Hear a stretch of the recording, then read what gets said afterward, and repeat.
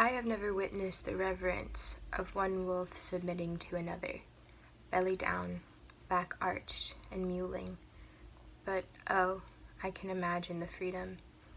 I feel secure in the pain of these wounds. He gives and I take like water, released from the shame, even as he binds me. His teeth on my nape, like flint taken to tinder. But I ache in the chaste distance between his pulse and mine, for the feeling of balance from my erratic beating, pressed against his steadiness. Why does he withhold? Does he not see? Even if I wished it, I could not hurt him with his maw so wet with my blood. So this one does not have a title, but this is a poem about sex and sort of about sexual submission and comparing it to, I think that maybe a commonly used metaphor of Omega Wolf submitting to the Alpha Wolf. So obviously there's that first line, I have never witnessed the reverence of one wolf submitting to another.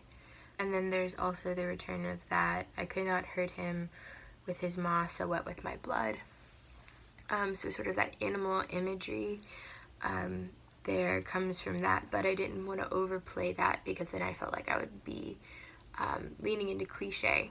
So I wanted to focus on the more personal at the other side of the metaphor. So saying I feel secure in the pain of these wounds is not actual wounds, but more, I guess, talking about masochism. But basically this is just a poem about being vulnerable with someone, being very vulnerable physically, obviously, like presenting your neck to someone, like giving them the power to like wrap a hand around your neck or to hurt you in some way, putting your trust in someone, being so comfortable and trusting someone so much that you're able to be this vulnerable with them and literally put your life in their hands.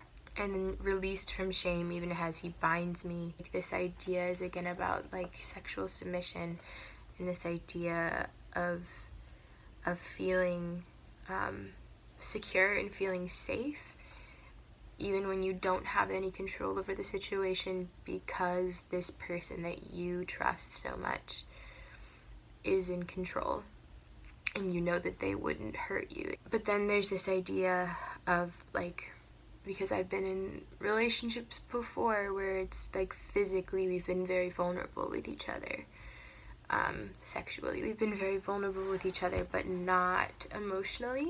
And there have been situations where I have wanted that emotional connection, that emotional vulnerability, but the other person didn't. And that's where the line, but I ache in the chaste distance between his pulse and mine. So again, there's that, like, there's a physical distance sort of manifesting an emotional distance, so between his pulse and mine, between his heart and mine, and so that distance between us emotionally, for the feeling of balance from my erratic beating pressed against his steadiness.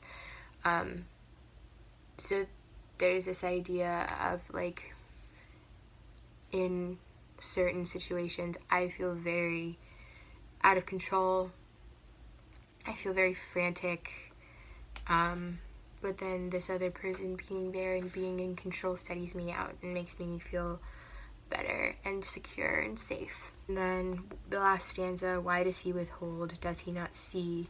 Even if I wished it, I could not hurt him with his maw so wet with my blood. So again, that's not like literal blood, but like this idea that I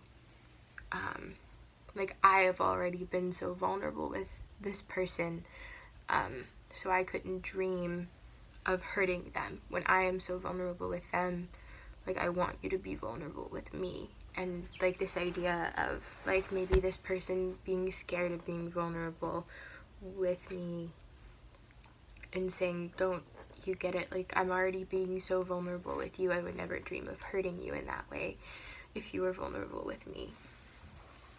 It, in general, this poem is about vulnerability, physical, emotional, sexual, what have you. I think it could work for